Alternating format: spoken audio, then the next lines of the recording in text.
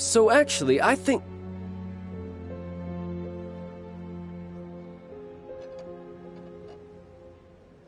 Stop wasting time, child. There'll be plenty of time to chat once I'm through here. You remember the agreement, Morax. Now, if you would be so kind. The Gnosis, please. What in the world are you talking about? The contract is fulfilled.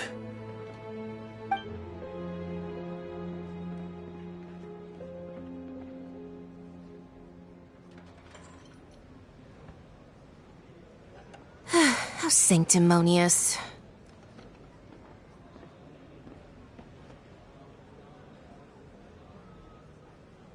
What? So you're the Lord of Chio? No, wait! That's an exciting twist and all, but why give the Gnosis to the Fatui? I do not give it for free. I give it as agreed upon in the contract, for it is a matter solely between the Tsaritsa and I. Yeah, you don't think you went a little bit too far with that whole fake death thing? Everyone was preparing the ceremony for you, and splat! This big dragon falls out of the sky, and all of Lyric goes into an uproar. Talk about a disaster. Gathering all the forces that had been bubbling behind the scenes, and then stirring them together in a pot that was bound to boil over. That's what he wanted to see, am I right? Wait, what? Perhaps it's best that I explain. As you know, I've dwelt upon this world for more than 6,000 years. It is now 3,700 years ago that I founded Liyue together with the Adepti. Even boulders that can withstand whirlpools will erode with the passing of time. I kept convincing myself that cracks had not begun to form, and that the end of my time had not yet come.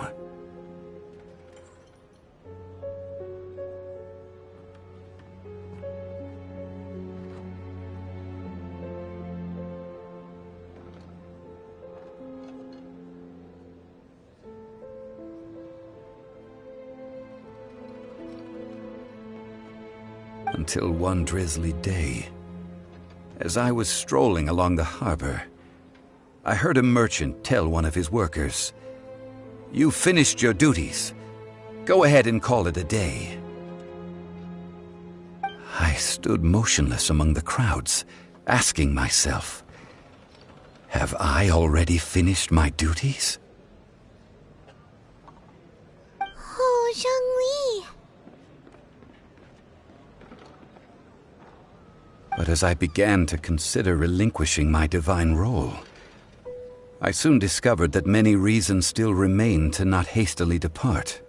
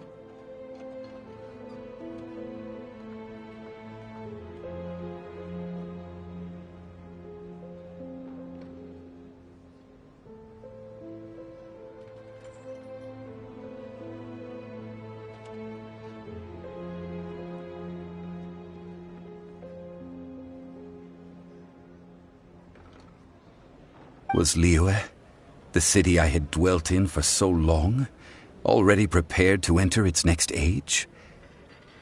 I decided that a test was needed in order to reveal the answer.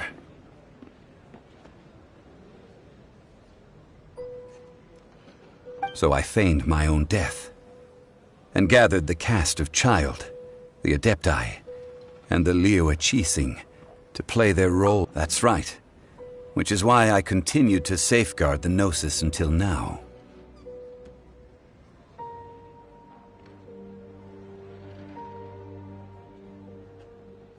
So you mean that if the chaos ever reached the point of no return, you would simply appear and use your divine powers to bring Liyue back under control? Of course, and it would have been all too easy for him too. Just as a child quickly matures after losing their parents, so has Liyue matured when faced with the death of its deity. In the end, the resolution to all that has transpired was even more satisfactory than I could have hoped for. Take the Adepti, for instance.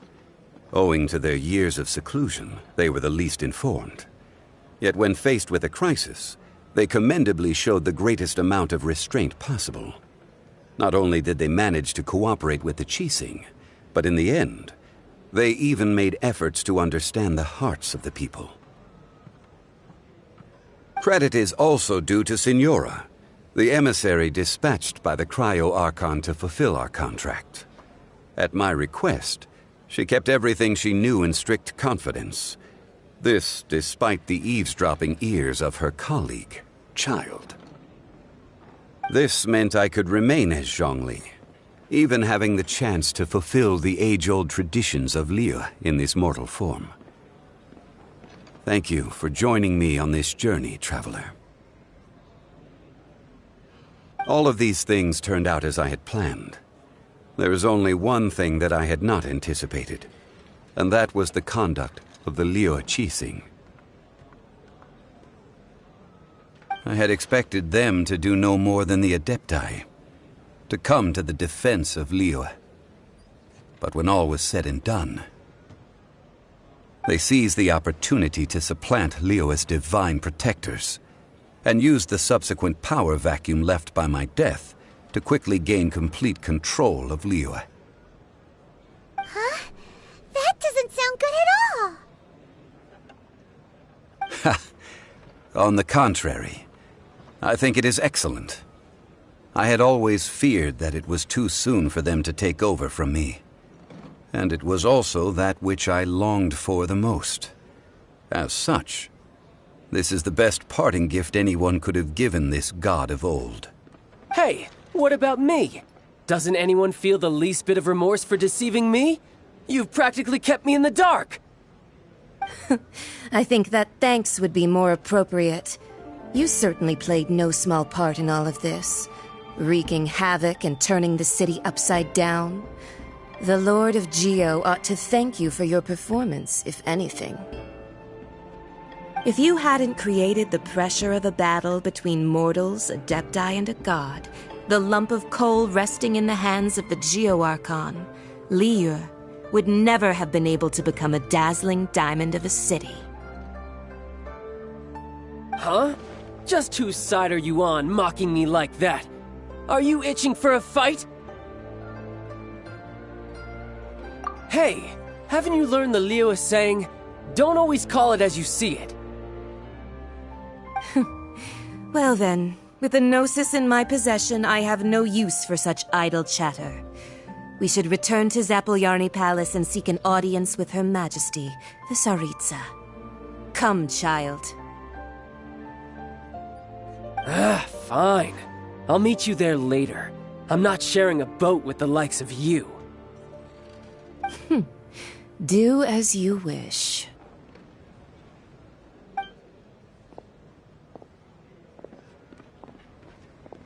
Now then, is there anything else you wish to ask me?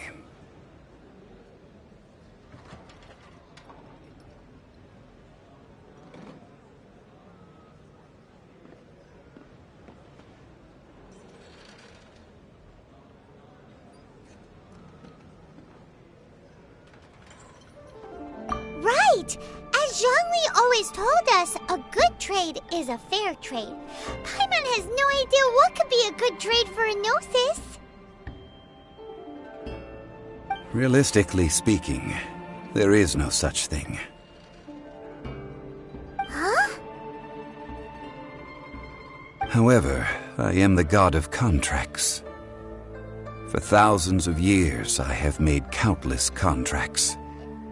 If the deal was of no benefit, then I certainly would not be inclined to agree to it. My agreement with the Cryo-Archon will be the last of my contracts as the Geo-Archon. My contract to end all contracts. As for the bargaining chip that the Tsaritsa used to balance the scales, uncover that answer for yourself in your future journeys.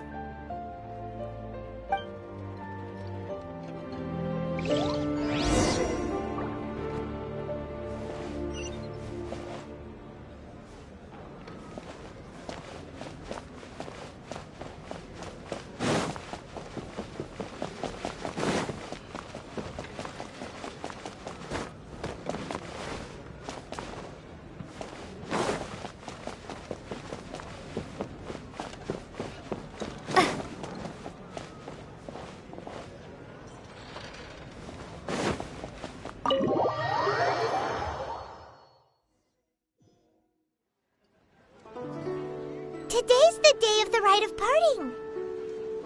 Although the star of the show is fake, we spent so much time trying to organize it, it would be a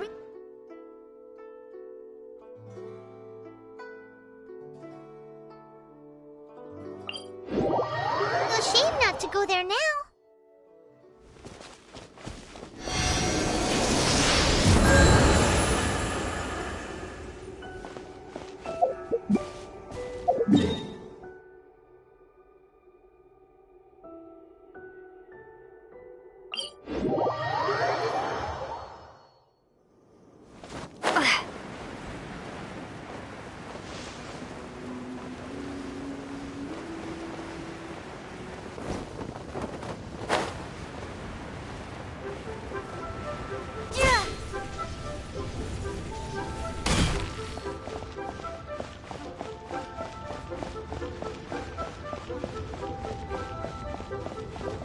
Well, since we're going through with this rite of parting, I guess it means that those rumors hit the nail on the head.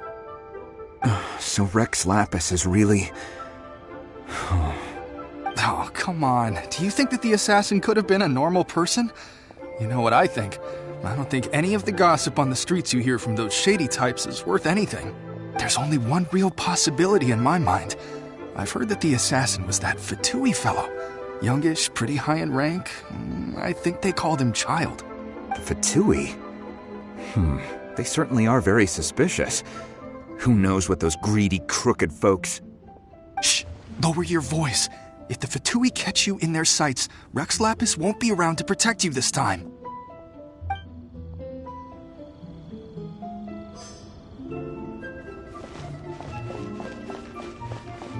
You know that god from the ocean couldn't have just shown up out of nowhere. I mean, it's been 2,000 years since Rex Lapis subdued it.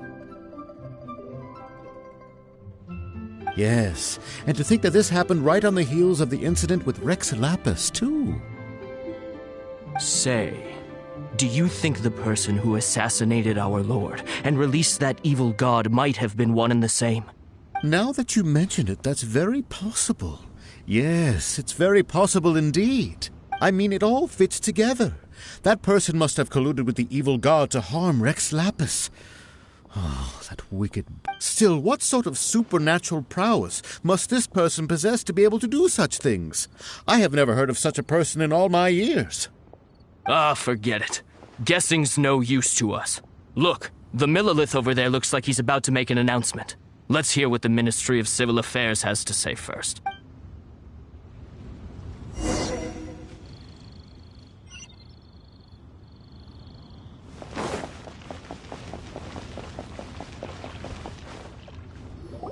Hear ye all! The Chising's words. Though a dragon soars ageless as the mountains, it too must return to dust.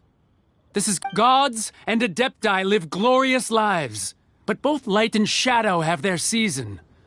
So too must they face divinely appointed trials. Rumors and hearsay abound on the streets that Rex Lapis was murdered. Now, having been thwarted in his trial, Rex Lapis's soul has recouped the celestial heights.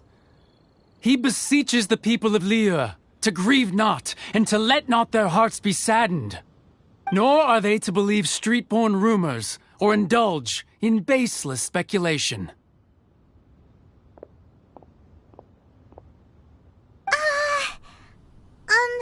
Paimon needs a translation on what the Qixing's announcement said.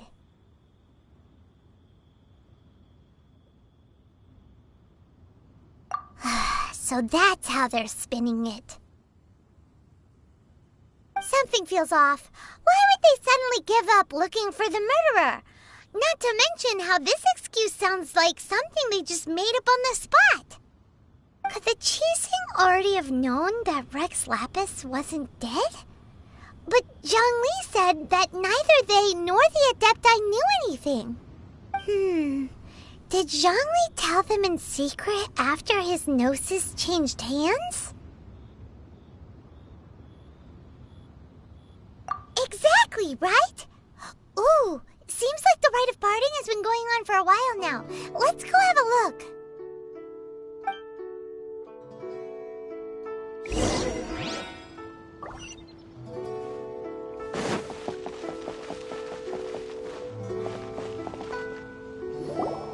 Look, it's Ningguang and Keqing.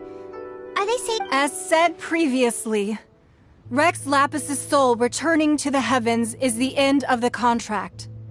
And it is also the end of an era. 3,700 years of contracts burnt and reduced to ash.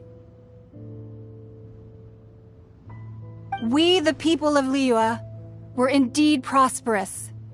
But blinded by our prosperity, we forgot that time can be pitiless. The long, unending dream of our Archon walking among us.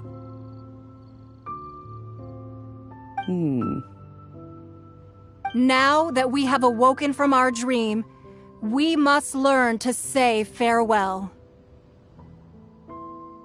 Will you stand with us as we re-establish our contracts? As we build a new age of prosperity?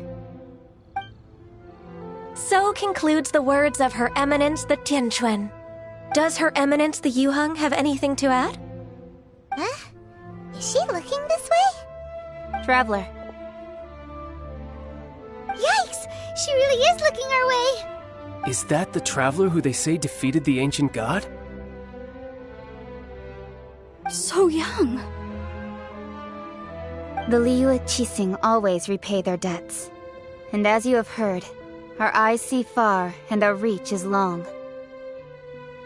Name your price. You deserve that much. Whoa.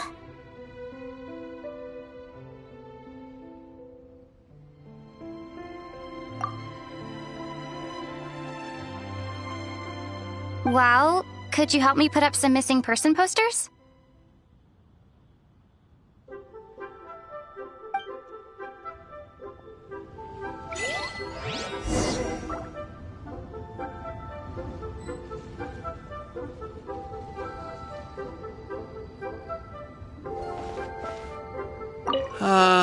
Rex Lapis. Oh, Rex Lapis. Now that I think about it, if everyone's of the same mind as me, perhaps mementos for Rex Lapis might be the best short-term business opportunity.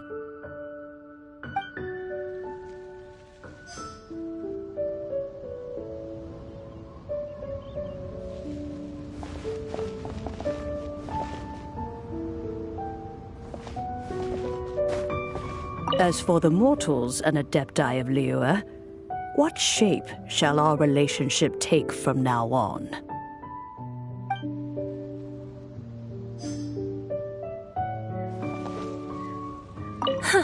And to think I'd put my best perfume on before coming here, thinking you'd like it. But it seems as if those perfumes really were meant to be offered to Rex Lapis. Well, that's fine. Suffer no rivals in love, they say. And that's 3 gone in 1 stroke.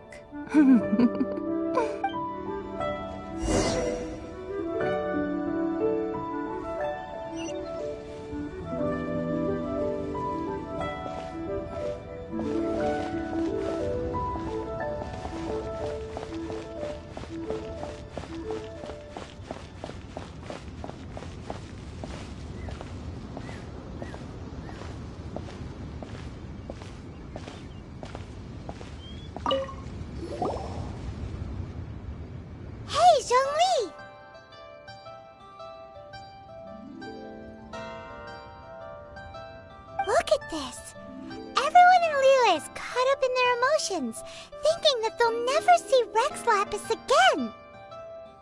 And here you are looking all relaxed. Why would I not feel more at ease after laying down the burden I have borne for 3,700 years? Right, if the 2 of you can spare the time, I should treat you to a meal at the Shinya kiosk. Big talk, Zhongli. Paimon might have believed you if you were treating us to some 3rd-round knockout, but you'd have to pay out your nose just to stand inside Shinya kiosk. Are you sure you can afford it?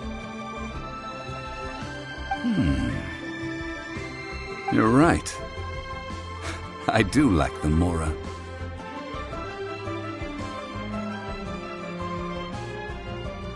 As the Rex Lapis Morax, I can easily create Mora.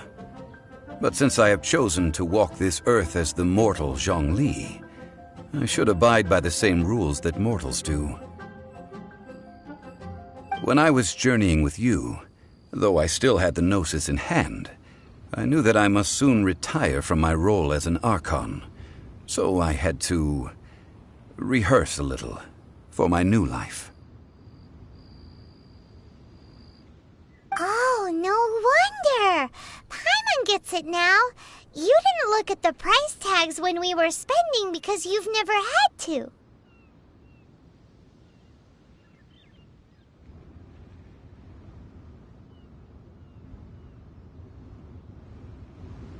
But since you weren't used to not being able to just make more Mora as and when you wanted to, you had to try becoming a parasite to society who lives off of other people's credit.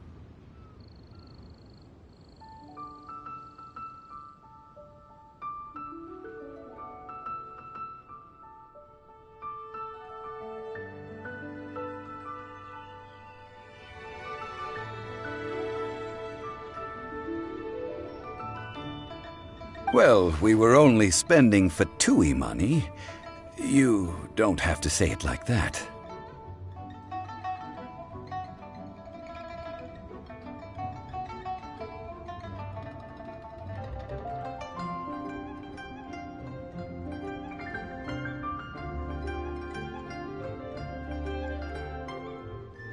In the City of Commerce, we do not merely exchange money or goods. We also exchange knowledge, memories, and foresight, as well as positions, roles, and lives.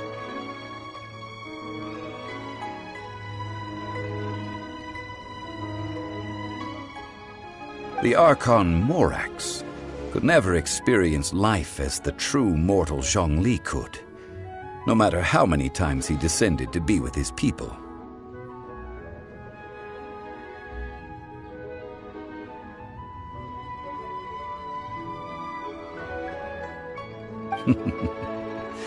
I must thank you for that.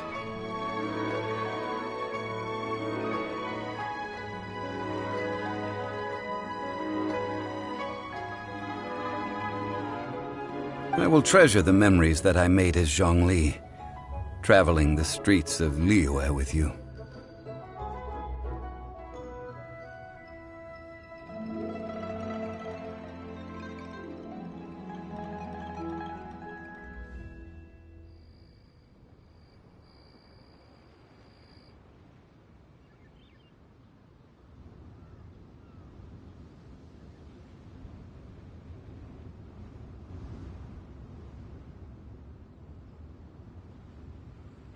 That is true.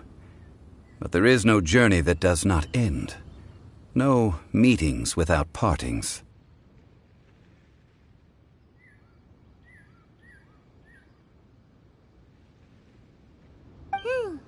Paimon thinks that we should make a move and continue our search for the Seven.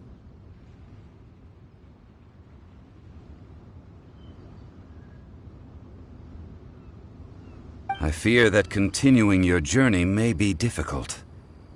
The nation that neighbors Liyue by sea, Inazuma, is presently closed.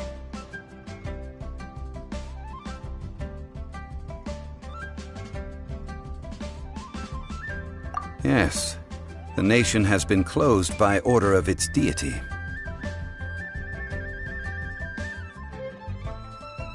The Electro-Archon Ball. And just as the people of Liyue preferred to call me Rex Lapis, she too goes by another name among locals in Inazuma.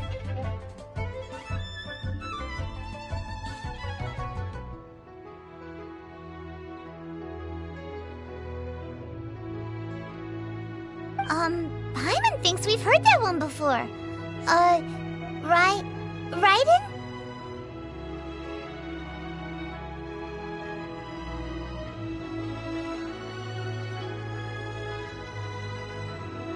That is the case.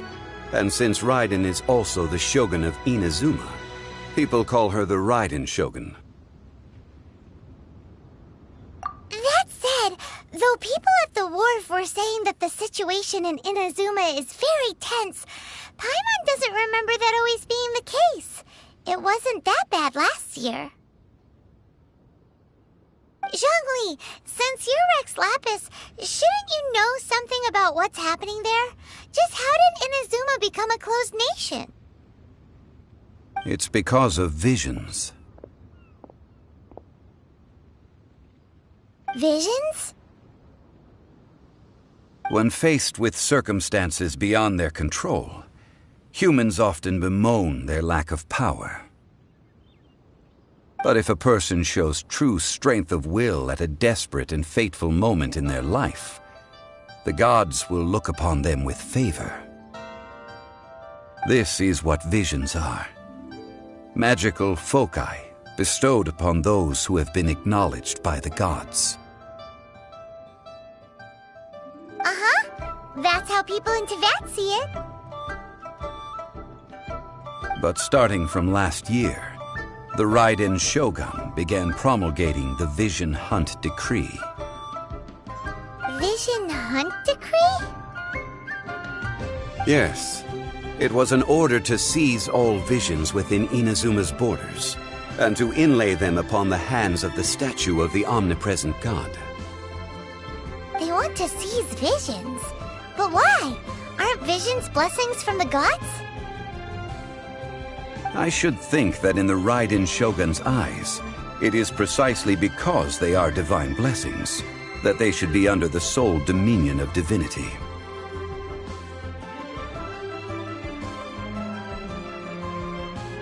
Whoa, that's harsh. The Animo Archon is the god of freedom, and the Geo Archon is the god of contracts.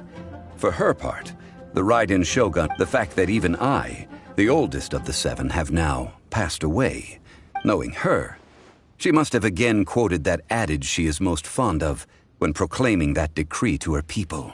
7 ideals for 7 gods. And of these, all right then, was there anything else you wish to know?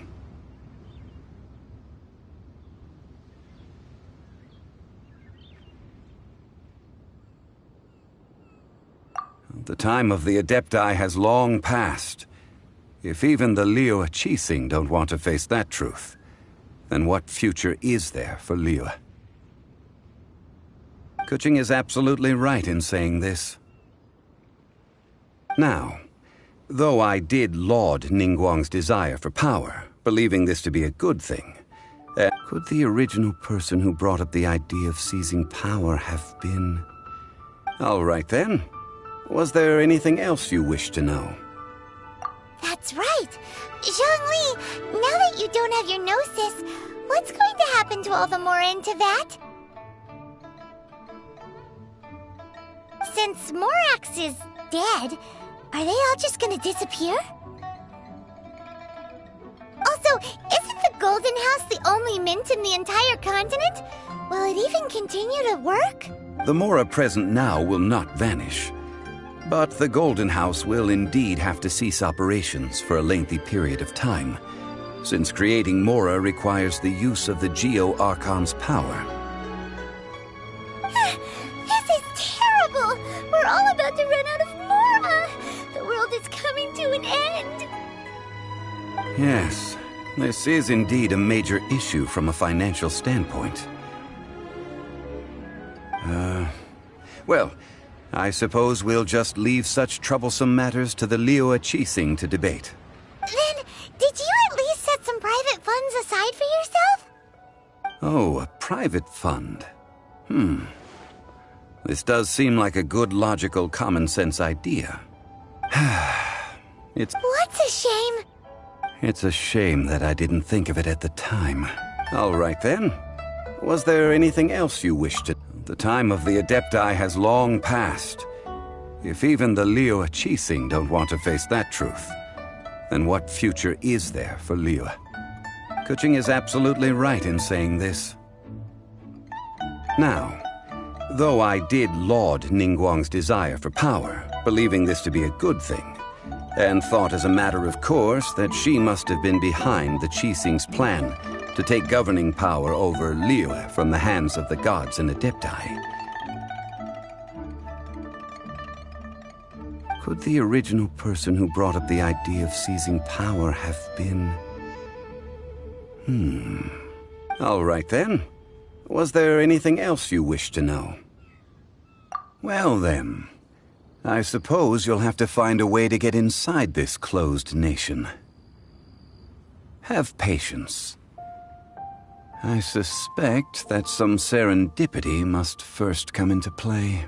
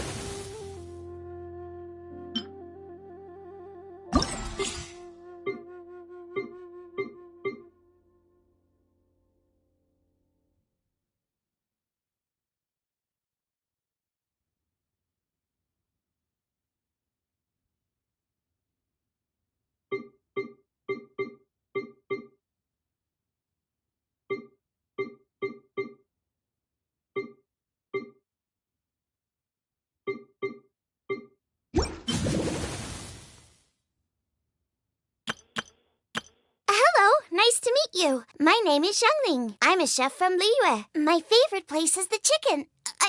The kitchen. Everything's ready. Let's go.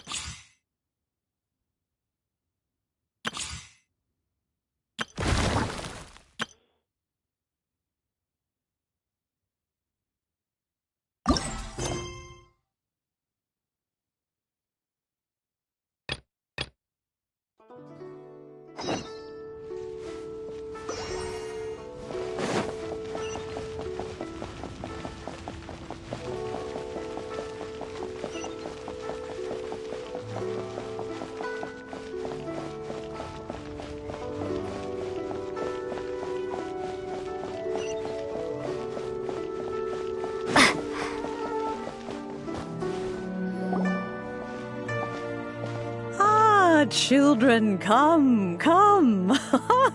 You've arrived at just the right moment. I've been looking for you.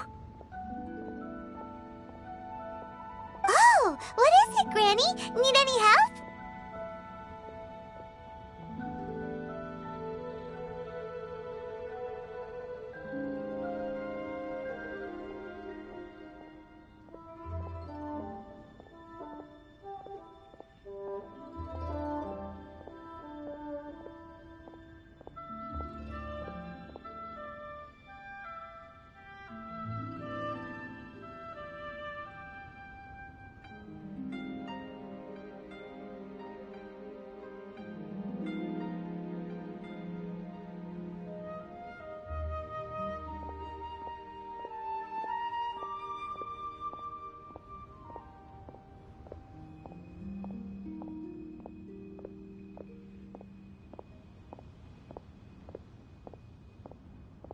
Oh, no. You've done so much for Liyue Harbor already. I could hardly ask for more.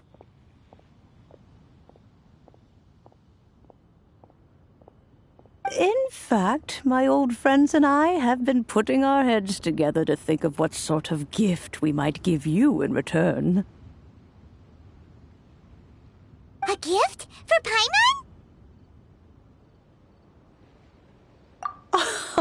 Oh, child, you are so very modest. Uncommonly so, even. But you mustn't decline this gift. I simply won't allow it. When you traversed my old teapot in search of the cleansing bell, I heard your little friend mention that you often camp out in the wilds. That simply won't do. Especially since I imagine you still have a very long journey ahead of you. Fortunately, I have not yet grown so old as to see my subspace creation abilities atrophy. Oh, did my friends never mention that to you? Well then, it is a blessing we old folks once received from Rex Lapis, part of our illumination, if you will. I will not go into too much detail, but subspace creation is the ability to create a small, autonomous pocket world. The teapot that you entered previously was a little trinket created using that ability. So, in the eyes of an Adeptus, creating a magic teapot world is just child's play, huh? Oh, indeed, the teapot is nothing to boast of. One such as myself must depart from this realm to create a world of one's own. Rex Lapis, on the other hand, moved mountains and seas. That is what one might call an exercise of true power.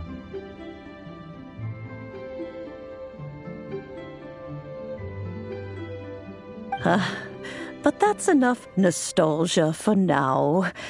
The gift that I have prepared for you just requires a few final... That's right!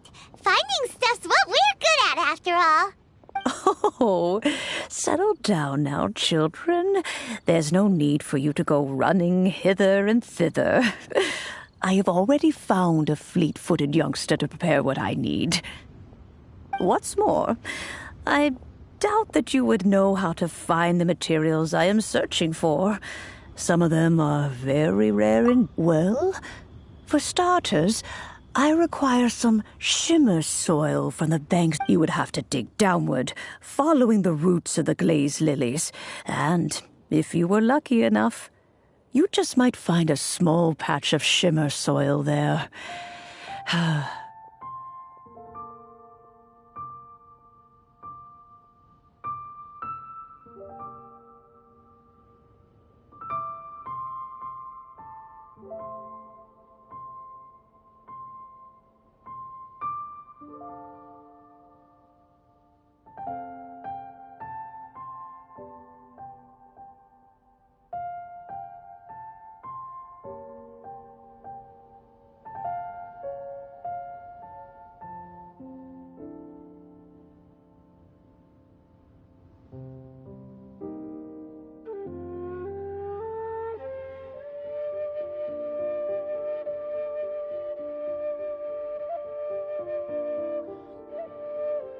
But almost no one has been able to find Shimmer soil in this manner since Dihua Marsh came to be the way it is today.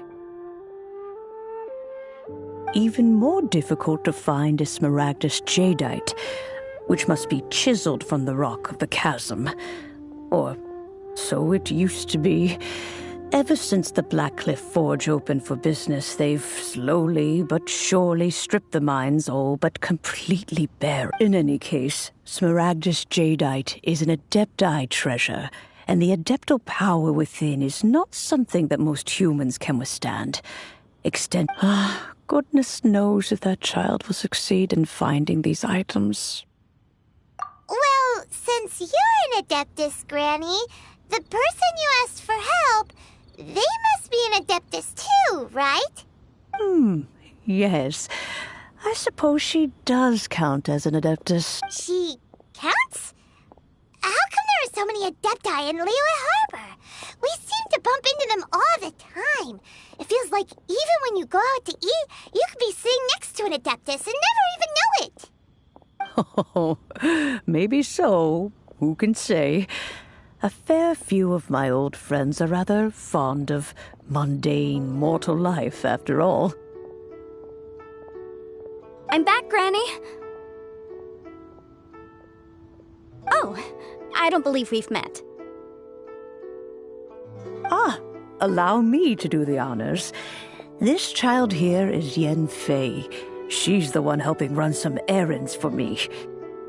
Yen Fei, I believe you've already heard of the Traveler and her traveling companion. Of course, who hasn't? Much has been written about you in the Millilith's records. You became one of Liyue's most wanted after the Millilith marked you as a suspect following the incident at the Rite of Dissension. After which, you fought off the Millilith at Julian Karst and made contact with the Fatui, before finally defeating an ancient god together with Granny and her associates, and subsequently being cleared of any and all suspicion by the Chising. A shame that we didn't meet sooner. If we had, well, I can't say that I would have been able to clear you of suspicion immediately, but it certainly would have been less. Allow me to introduce myself once more. I'm Yenfei, a legal advisor. Got a legal problem? You can come right to me. Oh, yes, here's my business card. You'll find it has my contact details and office address. Keep it handy. If you have an urgent issue, just leave me a note at this address. Oh, and I almost forgot. All right, Yenfei, all right. Let's get to the business at hand. I do not think these two are in any dire need of legal assistance at the moment.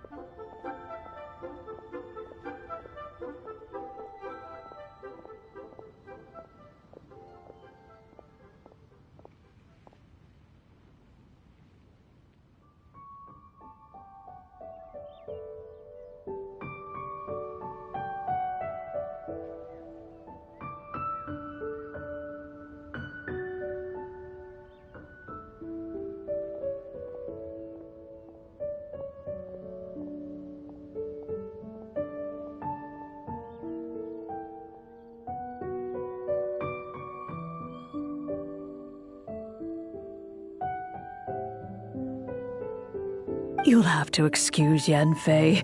She's always been like this, ever the talkative one when it comes to her own affairs.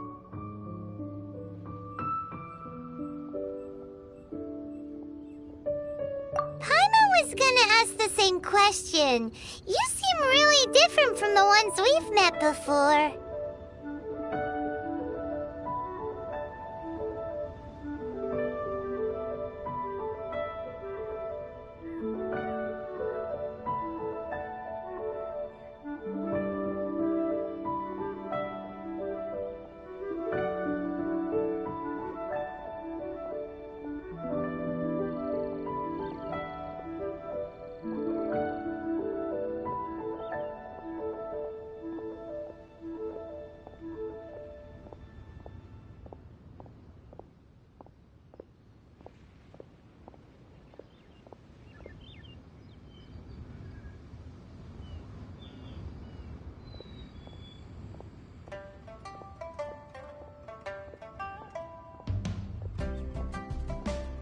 An Adeptus?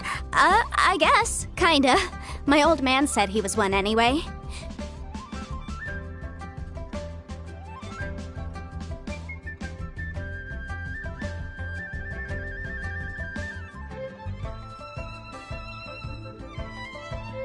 He mentioned that he once campaigned with Rex Lapis for a long old time, and then after that was all over, he went back and married my mom. They had me, and once I was all grown up, the two of them upped and left on a journey, leaving me with Granny here.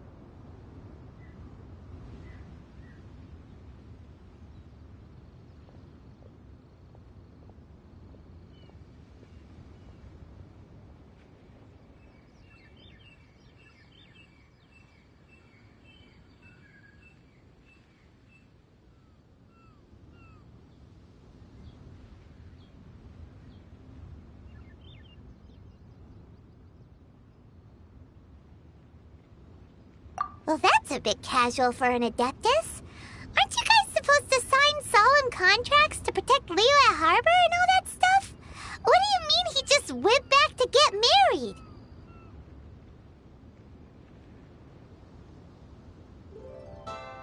Well, my dad did say that he'd talked it through with Rex Lapis and that he was fine with it. Even contributed towards the wedding gift, apparently.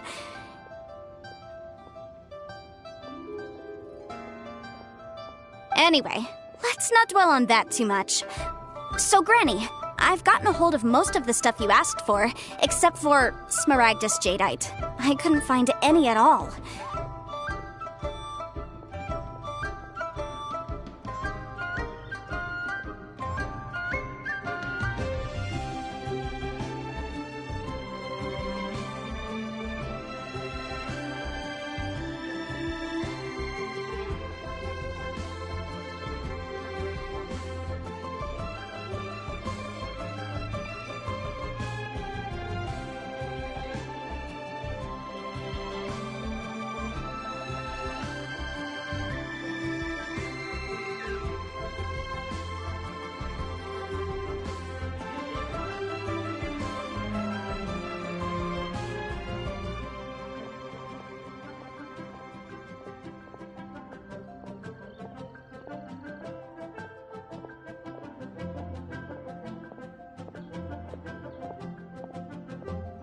Is that so? But Smaragdus Jadeite is really rather essential.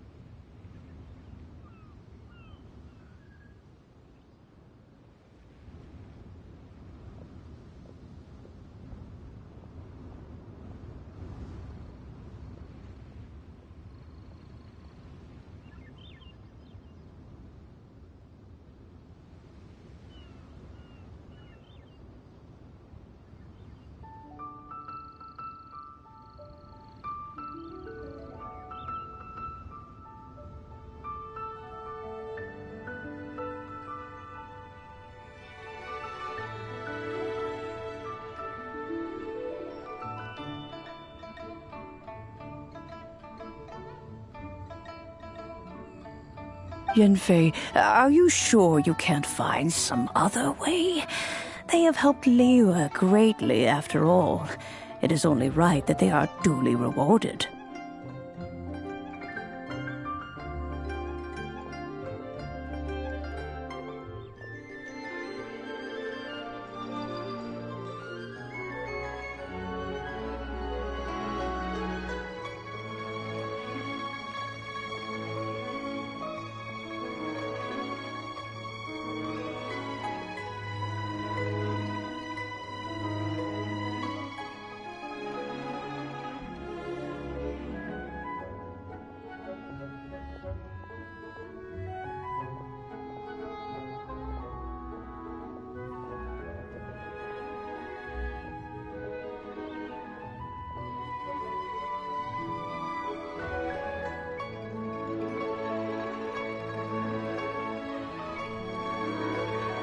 I know, Granny, you've told me 1,000 times already. Well, the chasm's definitely a no-go, but there's still a chance we can figure out some alternative means of procurement.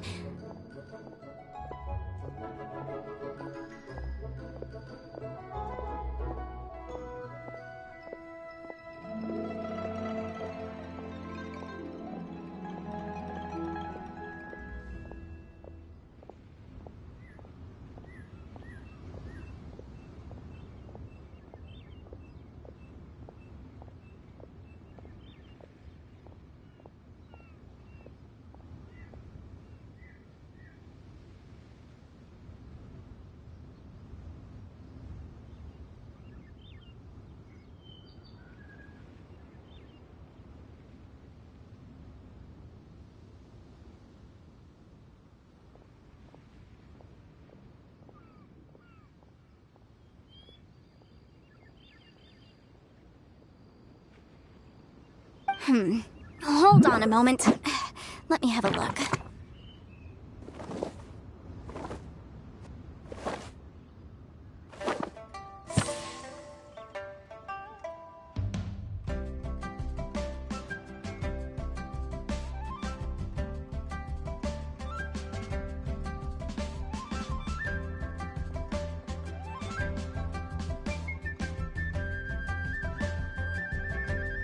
Whoa!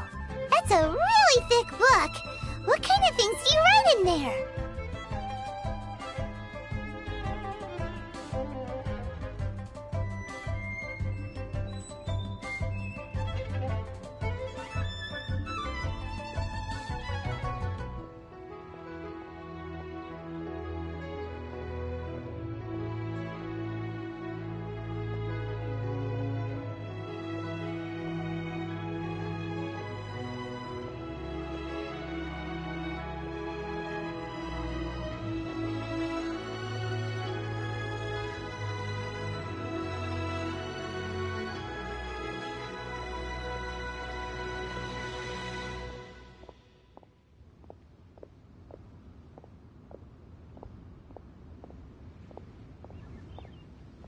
Commercial consultancy.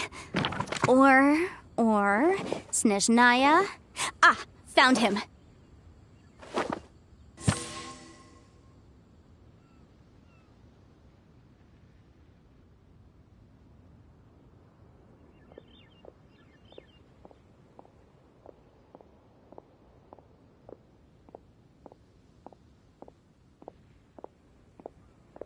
Krusell! A Snezhnayan merchant who once came to me with some legal queries on certain articles in the legal codices.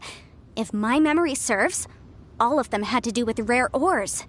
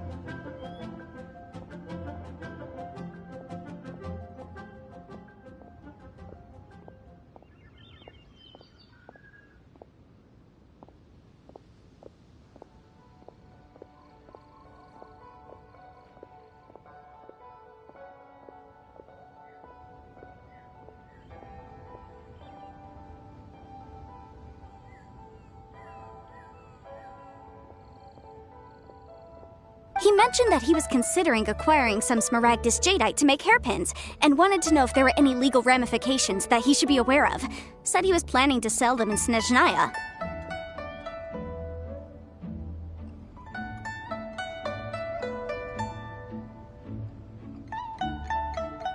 So, I guess I'll go look for him. With any luck, he'll have gotten his hands on some smaragdus jadeite, or might have an idea of where we can find some. Oh, you want to join me? I suppose that's no problem, but it's best if you just stand by and watch. If you try to get involved, you'll only risk placing yourself in legal jeopardy.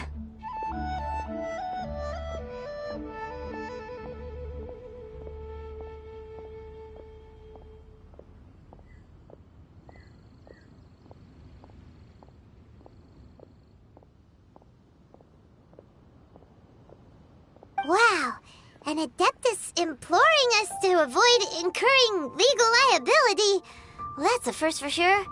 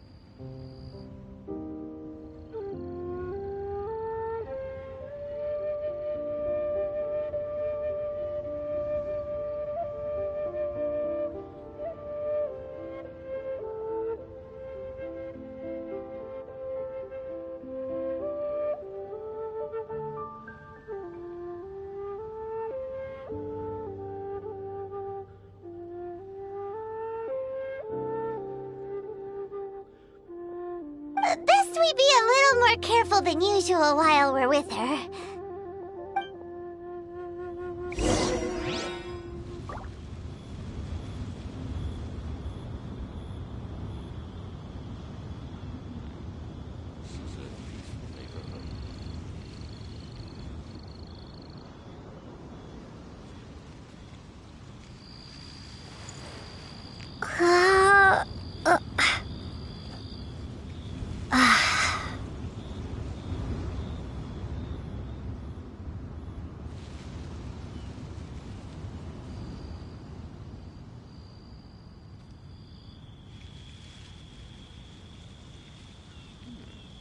This is a peaceful neighborhood.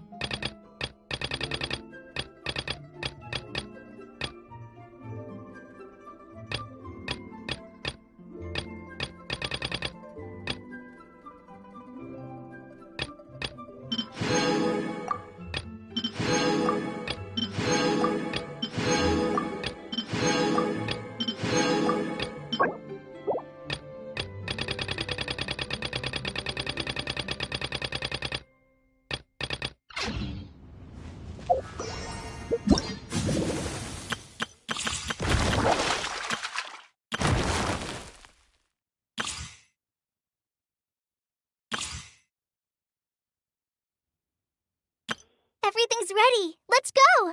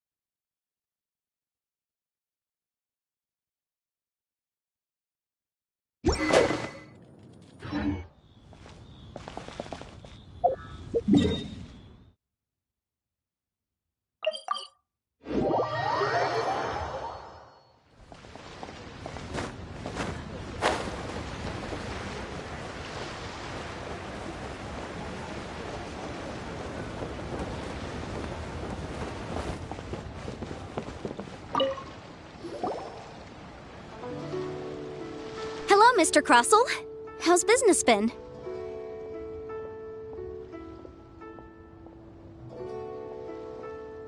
Oh, good, very good. All thanks to your advice, Miss Yanfei.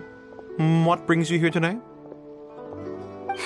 You're too kind. I was simply doing my job. Now, I believe that the last time we met, you mentioned that you were looking to source some Smaragdus jadeite to make hairpins. Have there been any further Well, yes. As a matter of fact, in the end, I did acquire a small piece of Smaragdus jadeite and had it fashioned into a pair of hairpins. Miss Yanfei, might I presume that you have an interest in the hairpins? I must apologize. I've already rented them out to a lady named Zhi Qiao. If you'd like to inspect them, you may have to wait quite some time. Wait, isn't Smaragdus jadeite really rare? Aren't you worried about the hairpins getting damaged or lost while they're being rented out?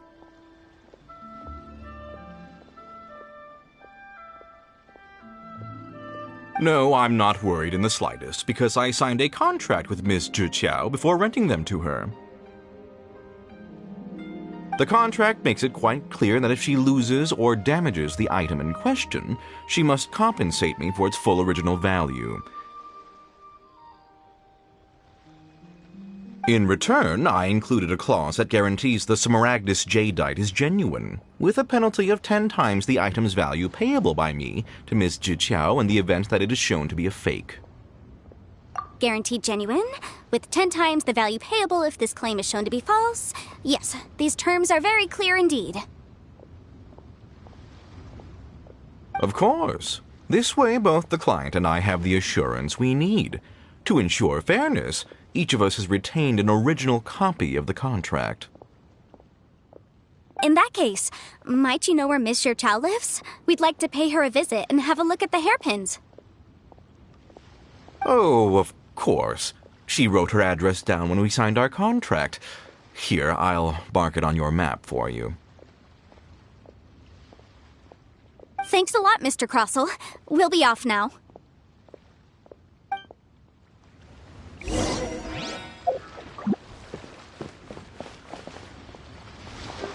Can't beat the atmosphere. Why do they have to give me that transient? They should open a store here.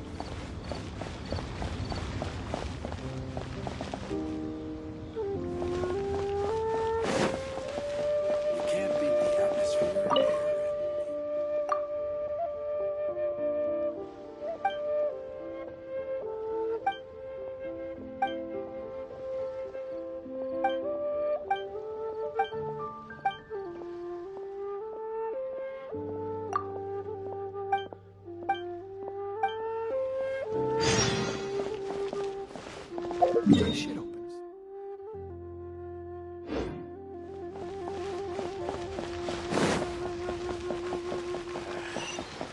Bored. Wanna see some action?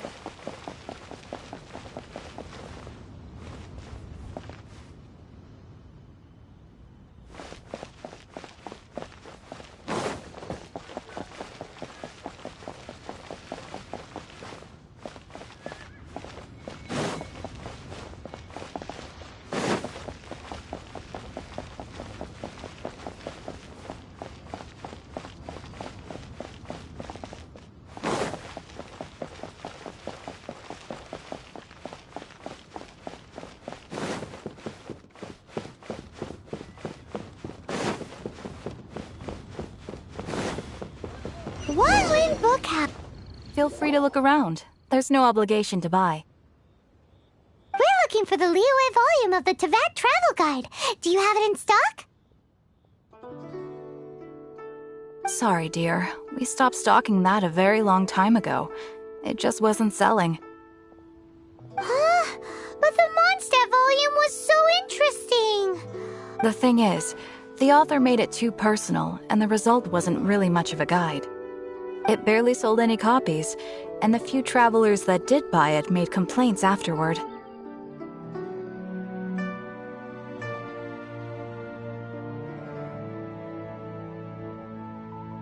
Well, that's a shame.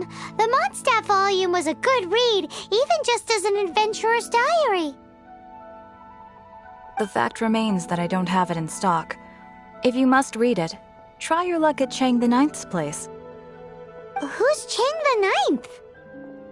A book collector who lives in Qingse village. He's a complete grouch, but he will behave himself if the conversation is about books. He was a regular customer here back when he lived in Liyue Harbor, and I still send him the odd out-of-print book or two every now and then. Did somebody say out-of-print books?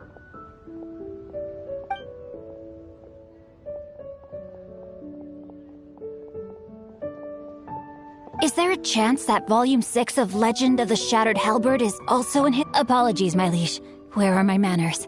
My name is Sing Cho, a humble literature enthusiast who happened to be passing by. Since you and I are both in search of lost books, what say we travel together to Mount Qingse and pay a— My pleasure, fellow book lover!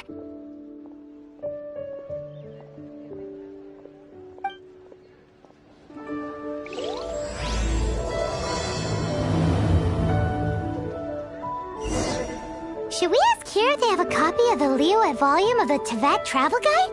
It's super duper interesting!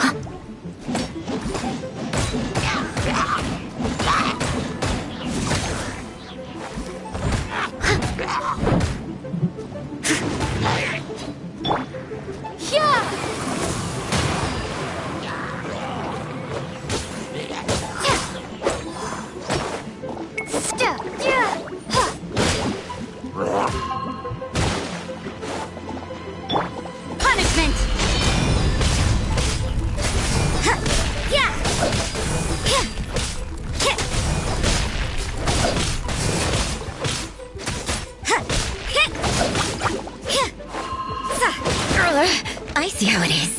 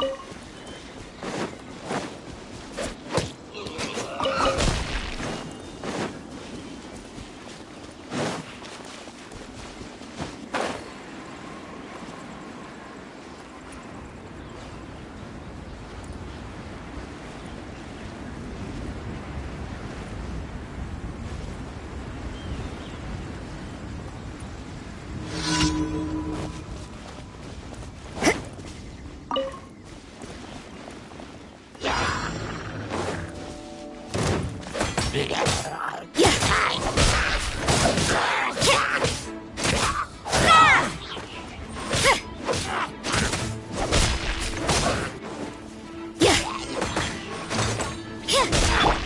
it rain.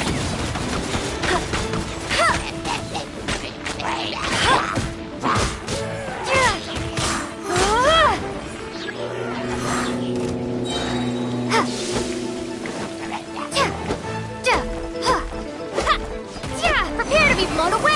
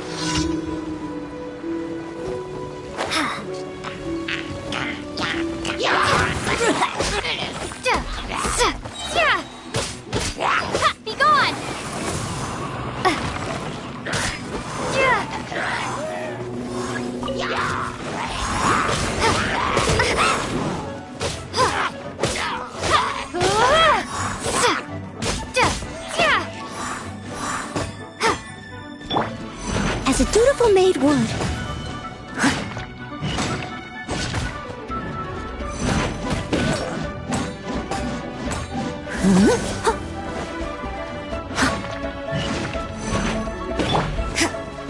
Lights out.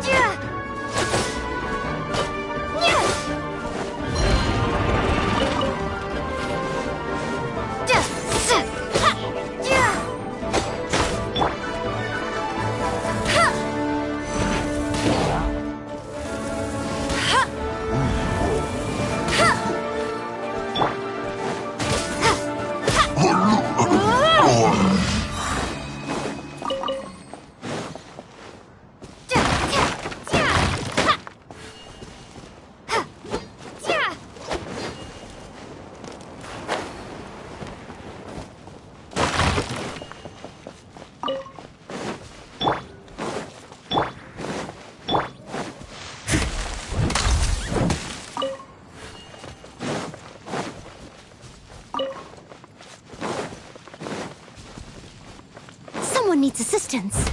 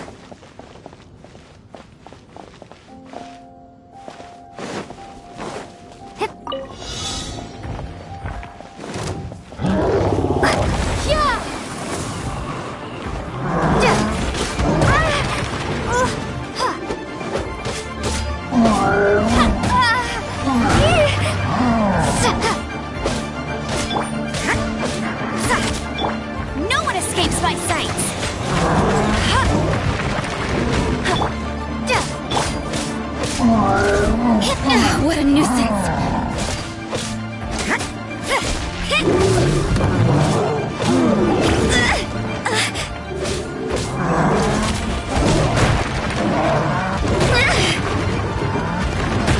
What a nuisance! You can't run!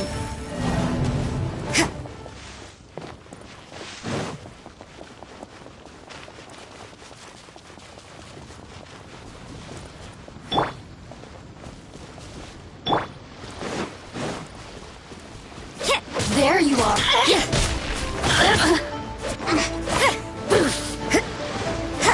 The more, the merrier!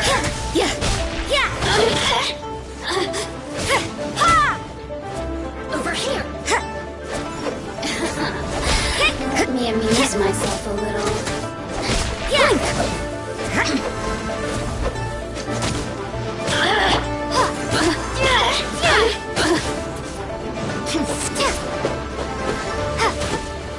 Oh, now you've got me worked up.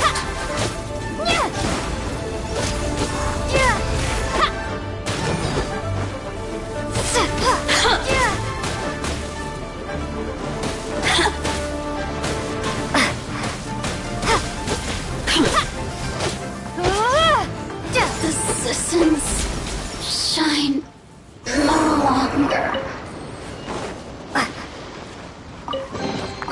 A reward on the road.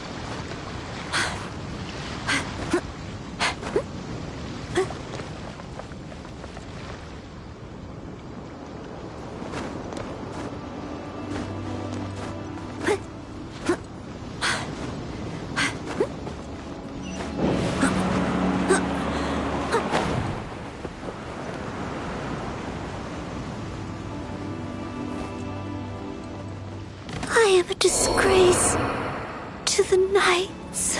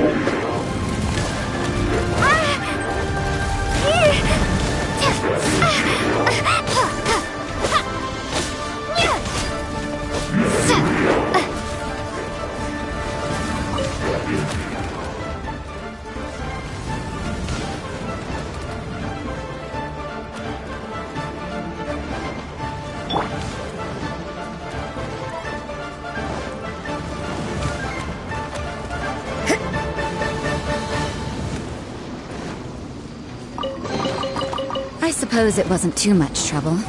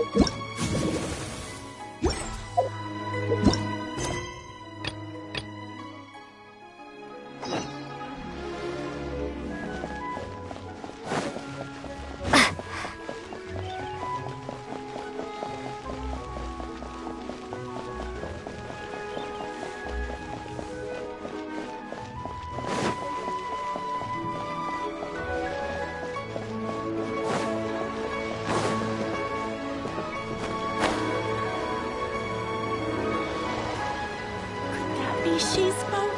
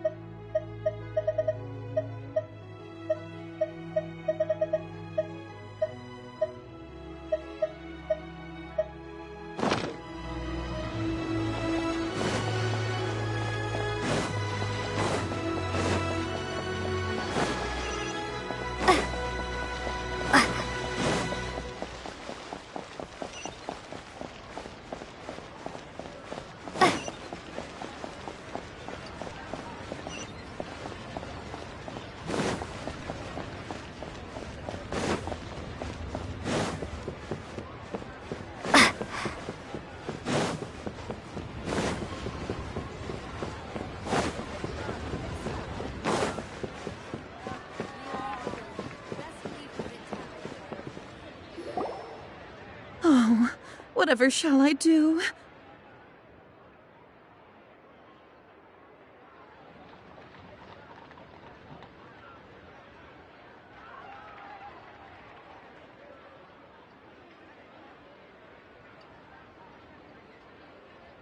Yes, that's me.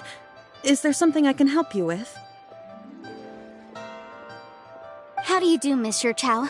We understand from Mr. Crossell that you recently rented a pair of hairpins from him. My associates and I are very interested in them. Would you mind letting us take a look at them?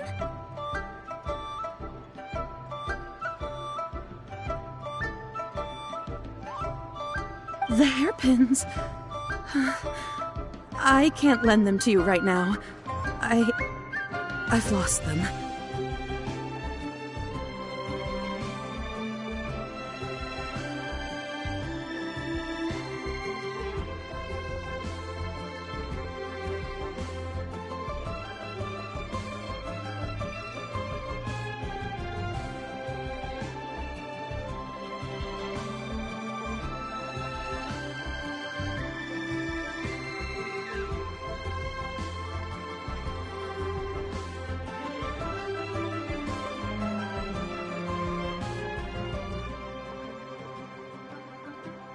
I don't know how it could have happened. I always kept them right by my side, and I hadn't even worn them yet.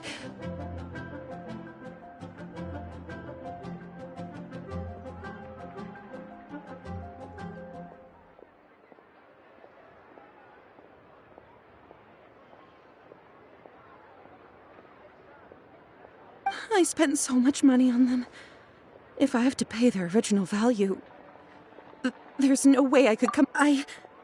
My family is in the ore business too, but business has been suffering ever since the chasm was sealed off.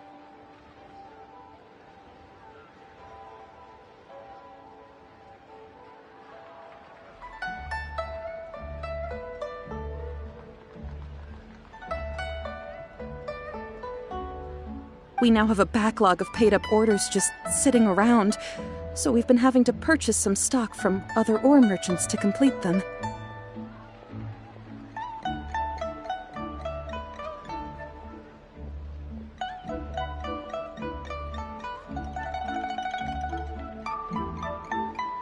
A big banquet is coming up in a few days, and several ore merchants I know of will be there.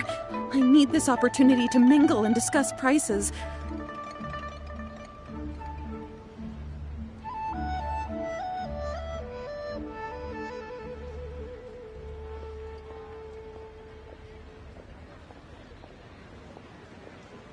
That's what the hairpins were for, to keep up appearances. I can't have them looking down on me.